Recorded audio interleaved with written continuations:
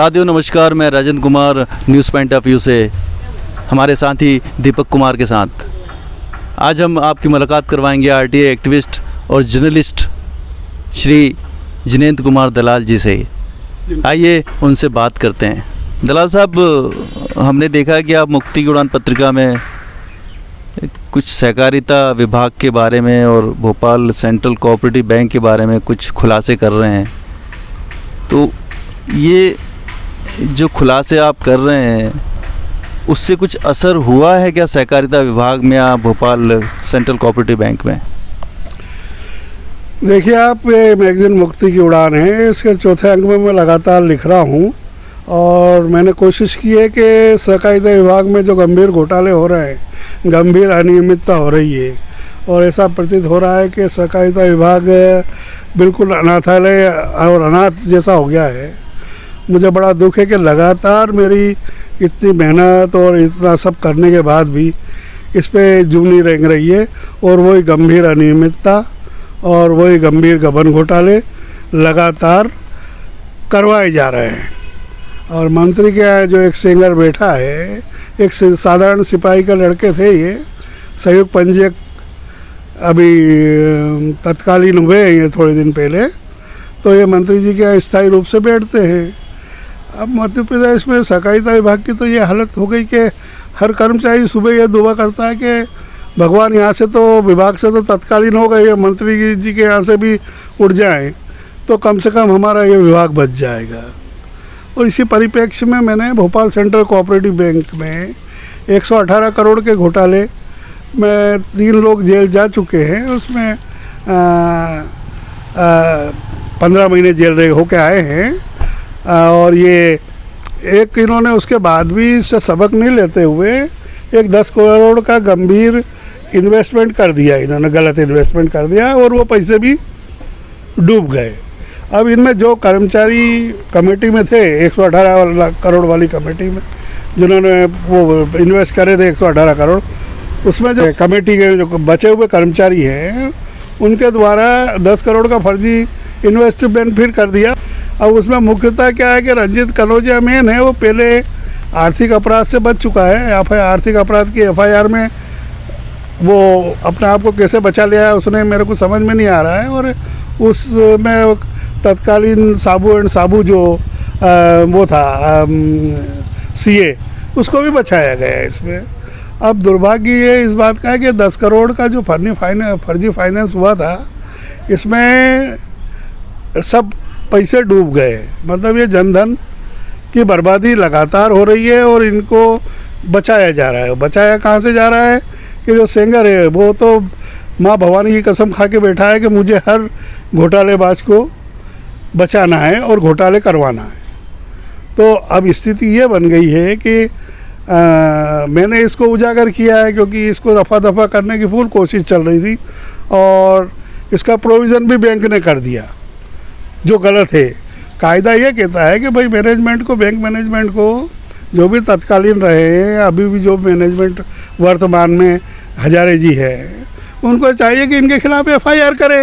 इन्होंने इतना कमीशन खाया है, मगर बजाय FIR करने के मंत्री जी के यहाँ से भी फ़ोन आ जाते हैं सिंगर के कि भाई इनको बचाओ, ये मेरे आदमी हैं। तो इस तरीके से जो जनधन की बर्बादी लगातार सहकारिता विभाग में हो रही है उससे मुझे बहुत बड़ा दुख हो रहा है। और ये कर्मचारियों का कहना है कि हमें ये एक्सपोज कर रहे हैं दलाल साहब, हमने तो रफा दफा करवा दिया था मामला, अब हम दलाल साहब को देख लेंगे। तो मुख्यतः रंजीत कनौजिया, पांडे वगैरह जो ये है मुख्य, ये लोग हो सकता है मुझ पर जानलेवा हमला करवाए। तो क्या आपको धमकी मिली है किसी से? नहीं, मुझे पूरी उम्मीद है क्योंकि जिस तरीके से मैं जब आता जाता हूँ और इशारेबाजी और लोगों की नज़रों को देखता हूँ तो मुझे ऐसा प्रतीत होता है कि मुझ पर नज़र रखी जा रही है ना। तो मेरा ये कहना है कि भाई ठीक है, अब मेरा तो काम एक्सपोज करना है, मैं तो एक्सपोज करूँगा। और अभी तो यही प्रकरण है और काफ़ी प्रकरण ऐसे हैं और सहकारिता विभाग की इतनी दयनीय स्थिति हो गई है और इतनी दया आती है इस विभाग पे कि अभी वकीलों की हड़ताल चल रही है, उसके बाद भी DRO के फैसले बराबर चल रहे हैं, 10-10 लाख 5-5 लाख रुपए लेके और फैसले दे रहे हैं, जबकि वकीलों की हड़ताल चल रही है। हड़ताल में ऐसा नहीं करना चाहिए। मगर समझ में नहीं आता है कि सहकारिता विभाग का हो क्या रहा है। इसका मुख्यमंत्री जी भी ध्यान नहीं दे रहे हैं, लगातार शिकायतें हो रही है, लगातार पेपरों में आ रहा है, पर कोई एक्शन नहीं। ऐसा सुना गया है कि कुछ लोग संघ के निकट हैं, वो ऐसी हरकतें कर रहे हैं। तो संघ, हिंदुत्व के लिए संघ का बहुत महत्व है, और अगर ये संघ के नाम से इस तरीके से भ्रष्टाचार और गबन घोटाले कर रहे हैं, संघ को कलंकित करने का षड्यंत्र है क्या। और ये अपने आप को राजा हरिश्चंद्र बताते हैं, जबकि इतने घोटाले अनाप शराब हो रहे हैं और खुले रूप से बचाया जा रहा है। और मुझे ये समझ में नहीं आता है कि सेंगर एक साधारण सिपाही का लड़का था, आज ये 2-2 हज़ार करोड़ का मालिक कैसे बन गया। फर्जी मकान, मैंने फर्जी मकान का भी उसमें डाला है, मैगजीन में फर्जी मकान बताया है कि 4 करोड़ का फर्जी मकान है, इसको नगर निगम के बिना परमिशन के बना है, सब कुछ हुआ है। पर इसका तो कहना है कि मेरा माइका लाल कोई कुछ नहीं बिगाड़ सकता है, मैं तो जैसा है मैं जैसा करूँगा जब तक मंत्री जी मेरे साथ है।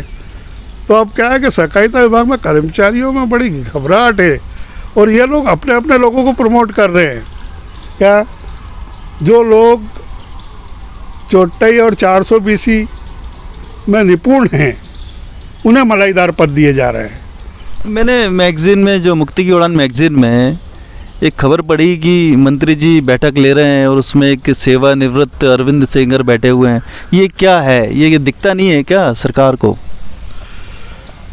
मैंने मैगजीन के माध्यम से दर्शाया है कि उच्चाधिकारियों की बैठक में, सहकारिता विभाग के उच्चाधिकारी बैठक में इस नटवर लाल का क्या काम है, इसको यहाँ क्यों बिठाया जा रहा है। अब मैं देखता हूँ कि इस पर क्या रिएक्शन होता है मंत्री जी का, क्योंकि मंत्री जी को चाहिए कि कम से कम अपनी जो इमेज है उसका तो मंत्री जी ख्याल रखें। इन नटवर लालों के चक्कर में मंत्री जी अपनी इमेज क्यों ख़राब करवा रहे हैं। और मुझे समझ में नहीं आता है कि इसका कहना है कि मैं तो संघ के निकट हूँ, मेरा कोई कुछ नहीं बिगाड़ सकता। तो संघ क्या डकैती डालने का लाइसेंस देता है क्या? देश प्रेम दर्शाने के उसकी जगह आप भ्रष्टाचार प्रेम दर्शा रहे हैं, गबन घोटाले प्रेम दर्शा रहे हैं, तो ये गलत है। और मंत्री जी को चाहिए कि इसको 420 को हटाएं वहाँ से। संघ का टैग लग गया तो आप कुछ भी कर सकते हो, भ्रष्टाचार भी कर सकते हो, लूटमारी कर सकते हो। मुझे तो अब ऐसा ही लग रहा है, जब मैं 4 अंकों से लगातार छाप रहा हूँ, मैं स्पष्ट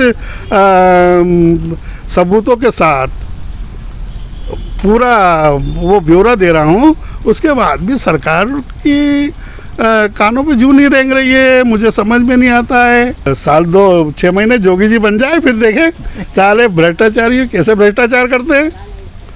सालों को जूतों मार मार के इनकी प्रॉपर्टी वो करना चाहिए जो इनको, शिवराज जी को। शिवराज जी का थोड़ा स्वभाव ऐसा नहीं है, मगर फिर भी उनको थोड़ा स्ट्रिक्ट होना पड़ेगा। दलाल साहब, हमें ऐसी खबर है कि आपके ऊपर पहले भी कुछ हमले हुए हैं। ये जो आप खुलासे करते हैं, भ्रष्टाचारियों के काल बने हुए हैं, तो इसके बारे में कुछ बताइए। मेरे पे हमला